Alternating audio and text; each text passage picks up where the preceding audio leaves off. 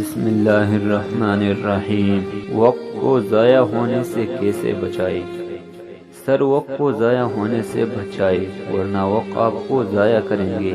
جب آدمی وقت کی تنظیم کرتا ہے تو اس کی زندگی میں برکت آ جاتی ہے، کیونکہ اللہ تعالیٰ کے دی ہوئی تحفے کو عزت دیتا ہے اور یہی اس کی طرف سے شروع ہوتی ہے۔ آپ ایک فہرست بنائے کہ کن کن کاموں میں آپ کا وقت ضائع ہوتا ہے، پھر لکھیں کہ اس وقت میں آپ کیا مفید کام کر سکتے ہیں۔ مثلا اللہ تعالیٰ کا ذکر، اچھی کتابوں کا مطالعہ، خاص کر اگر آپ اپنی نوکری میں ترقی کے لیے پڑھ رہے ہیں تو وہ کتابیں ضرور پڑھیں۔ کوئی ایسا کام جس میں معاوضہ نہ ہو، رضاکارانہ ہو۔ اگر اسمارٹ موبائل ہے تو اس میں ڈکشنری ڈاؤن لوڈ کر کے الفاظ کے معانی سیکھنا۔ غور فکر کرنا کہ میں کون ہوں، میں کدھر سے آیا ہوں، میرا مالک سے کیا تعلق ہے، یہ نظام کیسے چل رہا ہے۔ میں نہیں بھی ہوں تو یہ نظام تب بھی چلتا رہے گا۔